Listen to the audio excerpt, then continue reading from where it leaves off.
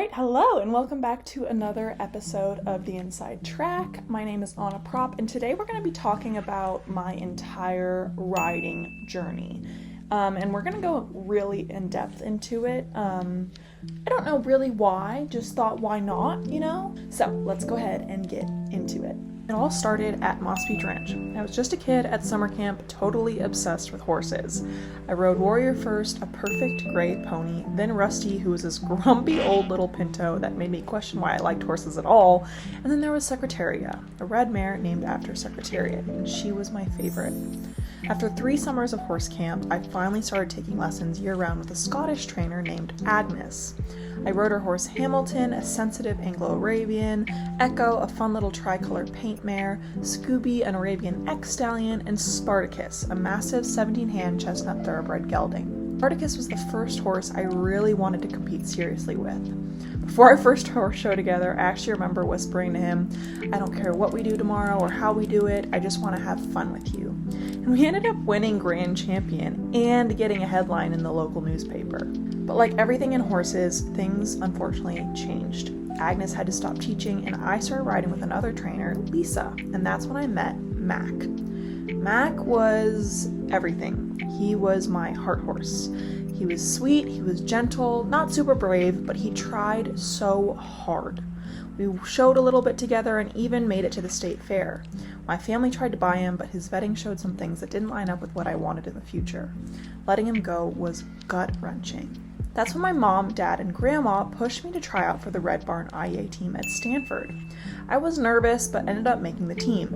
That's how I met Colin Daly. He changed a lot for me. I was moved to his barn, Westwind, and that's where I also met Janine. These two are the people that truly shaped who I am as an equestrian and ultimately the person I am today. At Westwind, I met Bubba, this Percheron thoroughbred cross who thought it was hilarious to drag me around the barn every so often, especially if I was running late for a lesson. One day, I tagged along on a horse shopping trip with a friend. We ended up at Chocolate Horse Farm, and I saw this plain bay mare being led out to the arena. And I remember thinking, glad I'm not trying out that one. I was so sure I wanted a flashy gelding with chrome and definitely not a plain bay mare. I can't remember why, but I was asked to ride her first, so I did. And something just clicked. Her name was Misty. She was extremely overweight, extremely green, but her work ethic and how she felt underneath when you rode her, it was like a cloud. A few weeks later, she was home and she was mine. The beginning with her was rough, to say the least. She was so anxious. I questioned whether or not I'd made the right choice, but we ended up sticking it out. We moved barns, first up a terrifying mountain road to a tiny private place, then to a beautiful property near Woodside Horse Park. We ended up at Portola Farms. It's a gorgeous facility, but it's really only gorgeous for riding and not so much for maintaining a happy, healthy horse. They had 2 large indoor arenas, 2 large outdoor arenas, a walker, a grass derby field, but the turnout options were a joke and horses were only fed alfalfa pellets. I look back and I wish I'd listened more to Misty. She was clearly unhappy to be there, and I could just sense it, but I didn't know enough to ask the right questions, and I certainly didn't have the humble mindset to admit when I was wrong. Misty and I kept showing in the hunters, in equitation, and some jumpers at the A and B rated shows. One day, on a whim, Misty and I tried cross country, and we both loved it. We decided to enter a few events, started to feel confident, but I got cocky and entered a level where we weren't ready for. Misty unfortunately lost her confidence, and after that, she never made it through another cross-country course ever again. And that was entirely my fault. Around that time, I connected with a 5-star event rider named Tammy Smith.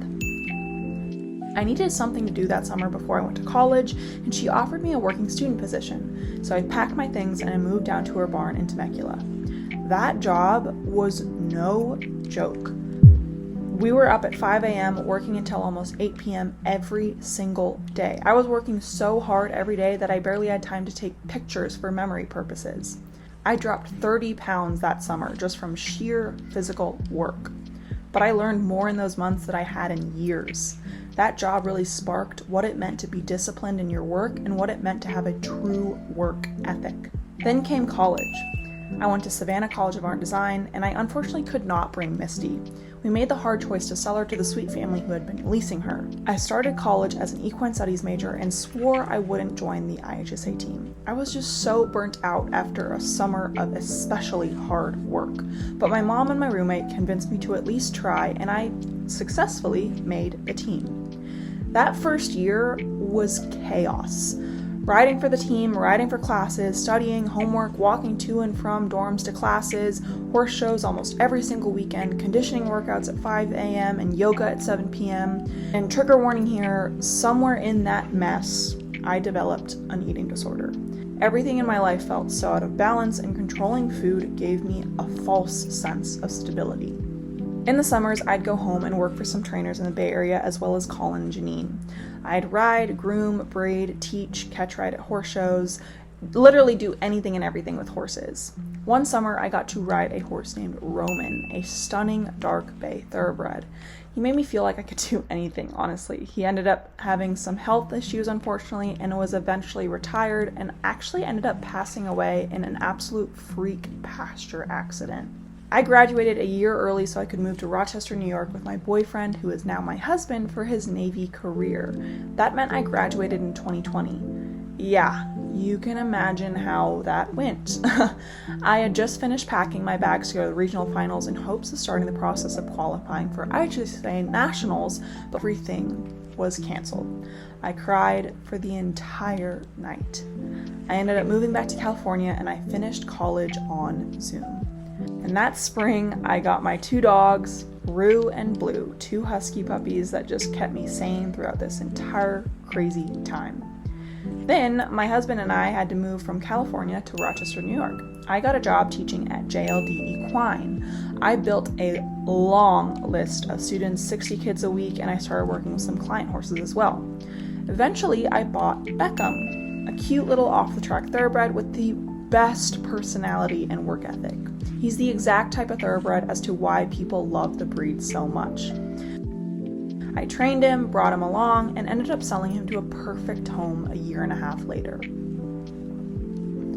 During that time at JLD, I got close with my coworker Michaela. We were both very burnt out at our jobs, so we took a huge leap, quit our jobs at JLD, and opened up Bumblebee Equestrian. We actually did pretty well at first. Some of our students followed us, we got a handful of lesson horses, and a handful of boarding and training clients, but we quickly outgrew the property we were at, so we moved barns. But the same day we signed the lease on a new property, my twin brother died. I was numb. I threw myself into work. I cried while cleaning stalls. I cried while painting fence posts. I cried with the horses. I honestly think that had I had not had so much to do, and had I had not had my horses, I would have fallen into a very, very depressed state. Our new barn was beautiful, but unfortunately it needed a lot of TLC, and for a lot of people it was also just too far away for new students and new boarders in the area. We had plans for clinics, schooling shows, summer camps, but it was hard to bring new people in. And because of that, we were starting to come to the realization that we might have to close our doors. But then my husband re-enlisted in the Navy and Michaela got pregnant, and we knew then that we had to shut down. We made sure that every horse and every student had a safe place to go. Then it was time to move again, this time to El Paso. It's been hard here, not gonna lie. I tried riding a horse here named Tonka, but he had some serious behavioral stuff going on. I wanted to help, but I didn't have the resources to do so, and then we found out I was pregnant. I thought I'd be the kind of person who'd ride through pregnancy, but given the situation, my husband and I decided it wasn't worth the risk. And that's when I turned to something new. I started focusing on my TikTok, I started focusing on my social media, and I started talking about my experiences, learning out loud, sharing what I wish I'd known earlier. Now, almost 9 months postpartum and almost 2 years out of the saddle, I still have yet to sit on a horse again. But even with my absence, I have truly learned more in the past 2 years about horses, training, and myself as an equestrian than I have my whole life. But I'm not entirely sure when I'll get back in the saddle. But I know when I do, I'll be a better rider, a better horseman, and a far better partner for whatever horse comes next. If you did like this video, remember I am trying my absolute hardest to make this content creation, my YouTube channel, gain some sort of following so I can monetize it so that I can hopefully buy back Misty and bring her home to me. If you want to be a part of that journey, please do not forget to like, comment, and subscribe. It would seriously mean the world to me.